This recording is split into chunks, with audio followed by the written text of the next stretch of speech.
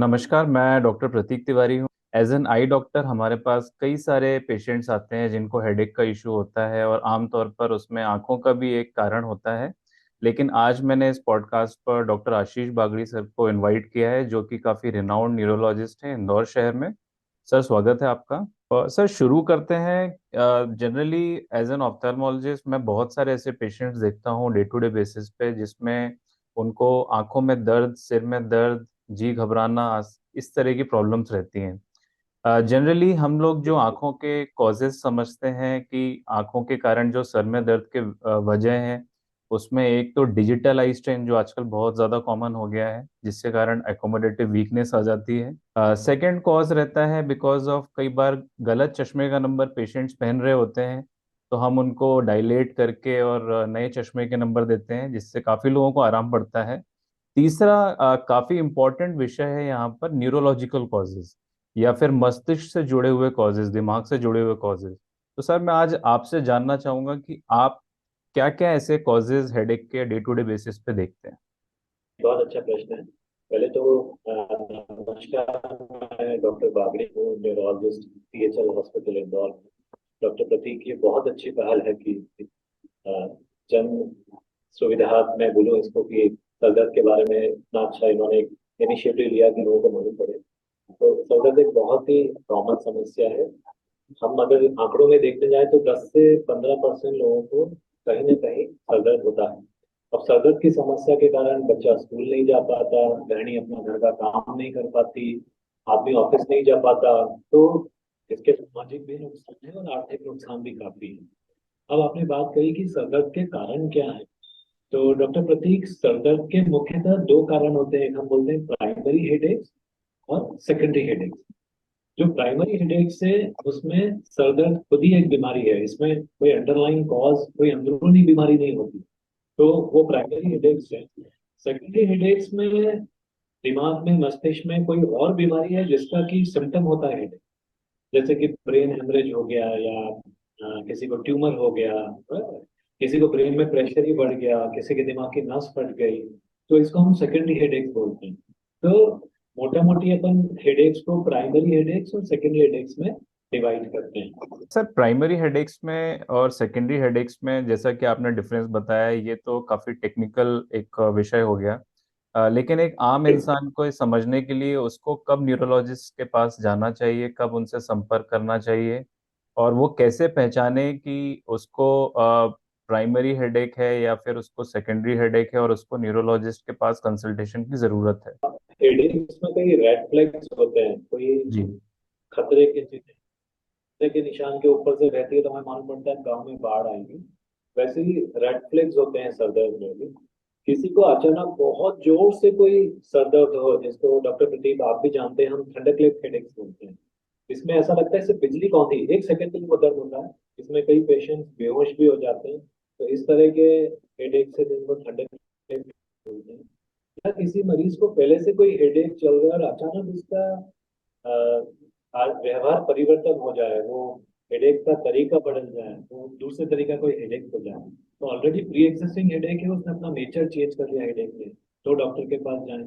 Sir दर्द के साथ अगर किसी को डबल विजन हो रहा है, दो दिख रहा है, हाथ पांव में लकवे जैसा लग रहा है, बहुत जोर से उल्टी आ रही है, तो उसको डॉक्टर के पास जाना चाहिए। तो ये कुछ रेड फ्लैग्स हैं सर दर्द के, जिनसे डॉक्टर के पास जाए। अब रही बात, आपने कहा कि प्राइमरी और सेकेंडरी हेडेक्स में डिफरेंशिएट करना ये पेशेंट के लिए बड़ा मुश्किल है। आप और हम पेशेंट की हिस्ट्री लेते हैं, पेशेंट को एग्जामिन करते हैं, तब हम बता पाते हैं। और कई बार अपने एग्जामिनेशन से भी हम नहीं बता पाते हैं, तो सीटी हमारा क्या रिपोर्ट लेके बताते हैं ये जी। प्राइमरी हेडेक्स है, ये सेकेंडरी है। सर, इसमें एक और मैं इम्पोर्टेंट क्वेश्चन जो लाइक माइग्रेन एक बहुत ही कॉमन समस्या है जो कि एज एन आई डॉक्टर हम लोग देखते हैं हमारी डे टू डे बेसिस पे। कई पेशेंट्स ऑलरेडी उनको हिस्ट्री होती है माइग्रेन की, वो टैबलेट्स ले रहे होते हैं, लेकिन क्योंकि उनको सर दर्द ऑन एंड ऑफ चलता रहता है तो वो आई डॉक्टर के पास आते रहते हैं। और कई बार मुझे भी ज़रूरत पड़ती है, मैं रेफर करता हूँ न्यूरोलॉजिस्ट के पास, क्योंकि जो एक्चुअल ट्रीटमेंट है माइग्रेन का वो आप ही लोग करते हैं।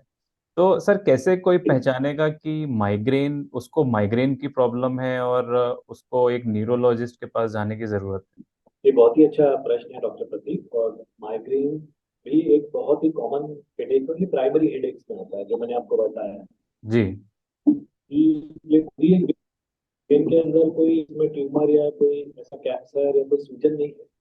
ये माइग्रेन भी प्राइमरी हेडेक्स का एक प्रकार है। अब इसको पहचाने कैसे? यूजुअली फीमेल्स में, महिलाओं में ये सर दर्द बड़ा कॉमन है।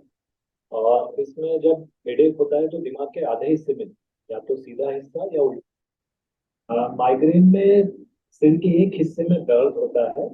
और वो दर्द ऐसा, हम उसको बोलते हैं पाल्पिटिंग हेडेक, झपक झपक, it's like a throbbing headache, जुक जुक जुक।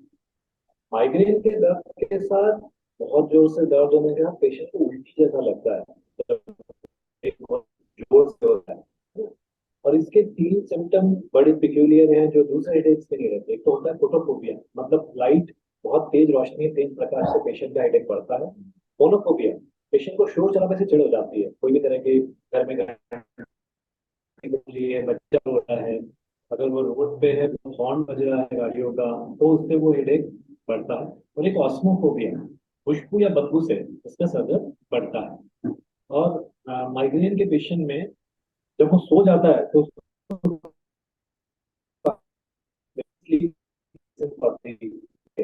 तो आधे दिन में दर्द होना, उसके प्रेसिपिटेंट होना जो मैंने बात किया, ये हमको बताता है कि पेशेंट को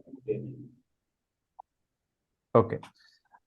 इसमें सर लाइफस्टाइल चेंजेस का कितना रोल है माइग्रेन के हेडेक को प्रेसिपिटेट करने में, और आम तौर पर आजकल जो जीवन शैली है वो किस हिसाब से अफेक्ट करती है, कैसे अफेक्ट करती है माइग्रेन को? हाँ, ये बात तो बिल्कुल सही कही आपने कि जीवन शैली का जो स्ट्रेस एंड स्ट्रेन है वो सीधा माइग्रेन को अफेक्ट करता है। तो अगर कोई टाइम पे खाना नहीं खाए तो भूखे पेट माइग्रेन बढ़ता है। ढंग से सोए नहीं तो माइग्रेन बढ़ता है। नींद की कमी, भूखे पेट रहना, इवन मैं तो बोलूंगा पानी भी नहीं पिए तो पानी नहीं पीने के कारण भी माइग्रेन बढ़ता है। दूसरा, महिलाओं में जब माहवारी का पीरियड आता है तो इसको पेरीमीनोपॉजल एरिया बोलते हैं हम, माहवारी के पहले, ड्यूरिंग माहवारी, माहवारी के बाद का फेज, इसमें भी माइग्रेन का हेडेक बहुत तेजी से बढ़ता है। और सेडेंटरी लाइफस्टाइल, हम लोग आजकल मोबाइल के सामने रहते हैं, जैसे आपने बताया कि उससे भी रोशनी कम होती है, टीवी के सामने लगे रहते हैं, एक्सरसाइजेस कम करते हैं, तो उससे भी माइग्रेन प्रेसिपिटेट होता है। सेकेंड चीज, आपके मूड चेंजेस कैसे हैं? अगर आपका स्ट्रेसफुल डे गया है ऑफिस में या घर पे या जहाँ भी आप काम करते हैं तो माइग्रेन बढ़ता है। तो इसलिए अभी हम बहुत ठंड और गर्मी के बीच में हैं, तो सीजनल जब चेंज होता है, बारिश के सीजन में जब बादल बहुत हो जाते हैं, तो ये सब चीजों से माइग्रेन प्रेसिपिटेट होता क्या क्या इसमें होम रेमेडीज सर यूज कर सकते हैं पेशेंट्स, क्योंकि कई बार पेशेंट्स घबराते हैं न्यूरोलॉजिस्ट के पास जाने में, तो वो शुरू में काफी कुछ होम रेमेडीज पे रिलाई करते हैं, तो क्या क्या घरेलू नुस्खे वगैरह अपना के वो माइग्रेन को कंट्रोल कर सकते हैं? है। That's a wonderful question. Patients are happy with home remedies. But being in senior ophthalmologist और मैं सीनियर न्यूरोलॉजिस्ट, हम जानते हैं कि काफी कुछ होम रेमेडीज बहुत असरदायक नहीं रहती। फिर भी अच्छा, इंटरनेट जो ज्ञान है वो ये बताता है कि पेपरमिंट लेने से, अगर सर दर्द हो रहा है पेपरमिंट की गोली खा लो। एक चैमोमिल होती है, चैमोमिल टी होती है, हर्बल टी होती है, वो लेने से भी सर दर्द कम हो जाता है। नींद का तो मैंने आपको बताया है कि भाई अच्छी नींद लेने से कम हो जाएगा। बहुत सारा पानी पी लो, आपको पानी की अगर कमी है तो हो जाएगा। अब एक इंटरेस्टिंग फैक्ट से अपन पेशेंट को बोलते हैं, पेशेंट बोलते हैं एक्चुअली मुझे कि डॉक्टर साहब हम चाय कॉफी पीते हैं तो सर दर्द कम होता है। तो ये हमारी किताबों में उल्टा डॉक्टर प्रतीक कॉन्ट्ररी लिखा रहता है, ज्यादा कैफीन रहता है और कैफीन से हेडेक प्रेसिपिटेट होता है। तो मैंने तो अपने उसमें ओपीडी फाइल पे लिख के देता हूँ कि चाय कॉफी ज्यादा नहीं लेना है ना। उसके साथ आप दूध, छाछ, लस्सी, फ्रूट जूस है, इवन सलाद का प्रयोग ज्यादा करें, फ्रूट ज्यादा खाएं, उससे आपको थोड़ा सा राहत मिलेगी और सर दर्द कम हो। जी। सर हमने अक्सर देखा है कि माइग्रेन के जो पेशेंट्स हैं वो एक बार दवाई तो शुरू कर देते हैं और फिर उनको आराम भी पड़ जाता है, लेकिन हम लोग जानते हैं कि माइग्रेन एक क्रॉनिक डिसऑर्डर है जिसमें कि लंबे समय तक दवाई लेने की आवश्यकता पड़ती है। पेशेंट्स कई बार दवाइयाँ छोड़ देते हैं और फिर उनको दोबारा से एक्सरसर्बेशंस या फिर अटैक्स दोबारा से आते हैं। कैसे इंश्योर करें कि पेशेंट की कंप्लायंस लंबे समय तक रहे? आप ये कैसे इंश्योर करते हैं? हाँ जी, एक तो बहुत ही इम्पोर्टेंट है पेशेंट डॉक्टर के बीच में कम्युनिकेशन एस्टैब्लिश करना और माइग्रेन के बारे में बताना। और जैसा आपने बताया, हम पेशेंट को बोलते हैं कि भाई ये माइग्रेन रिकरेंट डिसीज है ना। इसके लिए हमारा जो न्यूरोलॉजिस्ट हम लोग फॉर्मूला यूज करते हैं वो 3 से 4 महीना प्रोफाइलेक्टिक थेरापी देते हैं, है ना। और 1 महीने बाद फिर पेन किलर कम करके उसको बोलते हैं कि भाई अब तेरे को हेडेक जब भी हो तभी तुझे वो पेन किलर लेना है। और उसकी जो प्रोफाइलेक्टिक थेरापी है उससे जो दर्द की रोकथाम हो रही है वो गोलियां तो 4 महीने लेनी पड़ेगी। और जैसे हमने बताया कि लाइफस्टाइल चेंजेस, खाना पीना, नींद अच्छी लेना, पानी अच्छा पीना, तो माइग्रेन इसे मल्टी डिसिप्लिनरी योगा प्राणायाम करें, रिलैक्स रहें, स्ट्रेस नहीं लें, तो ये सब भी हमको बताना पड़ता है। और ये बताने के लिए भी हम पेशेंट को बोलते हैं कि आप 4 महीने में रेगुलरली हमारे संपर्क में रहें, तो हम आपको बताएंगे। और ये जो लाइफस्टाइल चेंजेस हैं वो एक बार में पेशेंट को समझ में नहीं आता है। वो रेगुलर जब आता है, बैठता है, हमसे डिस्कस करता है, and at a time when headache वो इम्प्रूव होता है, patient becomes friendly with you, तो वो और ये चीजें फॉलो करता है। और चूंकि ऐसा नहीं है कि 4 महीने बाद माइग्रेन होएगा ही नहीं, वो तो तब भी हो सकता है, पर अगर वो लाइफस्टाइल में चेंजेस लाता है तो आगे माइग्रेन आने की संभावना कम हो जाती है, जी। माइग्रेन से बढ़ते हैं बच्चों के हेडेक की तरफ। मैं काफ़ी ऐसे पेशेंट्स देखता हूँ, इनफैक्ट रोज़ ही मैं करीबन 4 से 5 हमारे पास पेशेंट्स आते ही आते हैं जिनकी पेरेंट्स की ये शिकायत होती है कि बच्चे को काफ़ी सर दर्द हो रहा है। ऐसे में हम अधिकतर तो यही पाते हैं कि बच्चों को चश्मे का नंबर आ चुका होता है। बच्चे, क्योंकि वो बच्चों में एकोमोडेशन रिफ्लेक्स बहुत ज़्यादा स्ट्रांग होती है, बच्चों में उसकी वजह से हेडेक हो रहा होता है।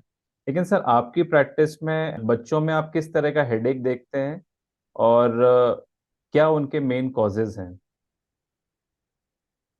ये भी बड़ा इंटरेस्टिंग प्रश्न है।